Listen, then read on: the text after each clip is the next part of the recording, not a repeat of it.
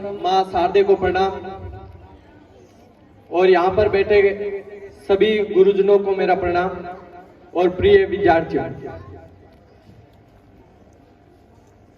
आज हम 77वां स्वतंत्रता दिवस मना रहे हैं और अभी थोड़ी देर पहले ही एक बात बोली गई थी कि क्या एक्चुअल में हम स्वतंत्र हैं। तो मैं आपको एक यूरोप की एक स्टोरी बताना चाहूंगा। ब्रूनो, इटली में 1548 में जिसका जन्म हुआ, ब्रूनो उस समय यूरोप के अंदर किताबें पढ़ना अपराध था। कोई किताब नहीं पढ़ सकता था, कोई ज्ञान प्राप्त नहीं कर सकता था। और उस ब्रूनो ने छुप छुप करके किताबें पढ़ी और वह एक महान भूगोलवेता था और उसने यह बताया कि पृथ्वी गोल थी और सूर्य के चारों ओर चक्कर लगा रही है। जिस चीज का उसे पुरस्कार मिलना चाहिए था उसे जिंदा जला दिया गया था, इस बात पर कि उसने कहा कि पृथ्वी गोल है। और उसी यूरोप से एक व्यक्ति हमारे यहाँ पर यात्रा करने के लिए आता है, फ्रांसवा बर्नियर हो गया, कह करके जाता है कि भारत की संस्कृति से यूरोप की संस्कृति अच्छी है।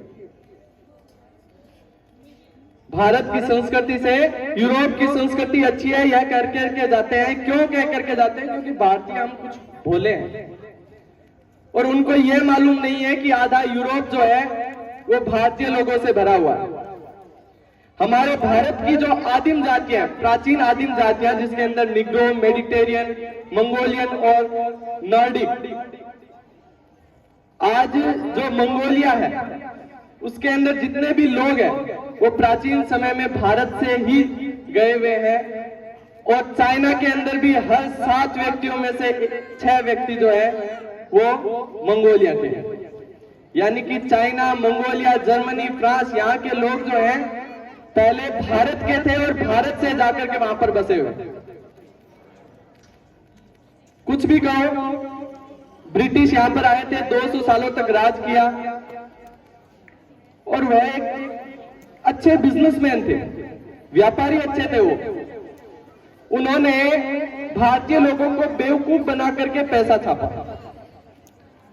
पता था कि उनकी बनाई हुई वस्तुएं कोई नहीं खरीदेगा, इसलिए उन पर हमारे भगवान की फोटो लगा दे ताकि हमें उनको खरीद ले।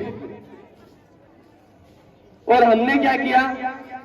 उनका सहयोग किया और फिर उन्होंने 200 सालों तक हमारे ऊपर अत्याचार किया। इसके अलावा अगर मैं बात करूं, अभी 2020 के अंदर गलवान घाटी में एक झड़प हुई थी जिसके अंदर हमारे कई जवान शहीद हुए थे और पूरा देश रो रहा था। लेकिन दुख की बात यह है कि पूरा देश इस बात पर नहीं रो रहा था कि हमारे देश के जवान शहीद हुए हैं। पूरा देश इसलिए रो रहा था कि टिकटॉक बैन हो गया। पूरा देश इसलिए रो रहा था कि टिकटॉक बैन हो गया। उसके बाद बॉयकॉट चाइना का एक ट्रेंड चलाया गया कि चाइना को बॉयकॉट करो। और व्यापार देखिए, चाइना ने ही बॉयकॉट चाइना की टी-शर्टें बनाई और वो हमने खरीद ली।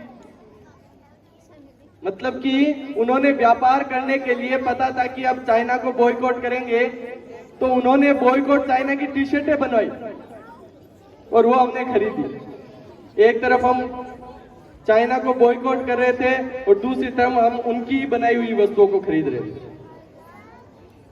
तो एक्चुअल में बात यह है कि हम आजाद तो हो गए, लेकिन आज भी पूरी तरीके से आजाद नहीं है। पहले हम अंग्रेजों के गुलाम थे, आज हम अंग्रेजी के गुलाम हैं, टेक्नोलॉजी के गुलाम हैं। आज बिना मोबाइल के, शायद ही यहां पर जितने भी बैठे हैं बिना मोबाइल के कोई नहीं रह सकता। छोटे छोटे बच्चे जो होते हैं ना, बिना मोबाइल के खाने नहीं खाते। छोटे छोटे बच्चे बिना मोबाइल के खाना नहीं खाते। और वो ये भूल गए हैं कि जब टेक्नोलॉजी नहीं थी उस समय भारत के जो विद्वान हैं वो किस सीमा तक ऊपर उठ चुके थे।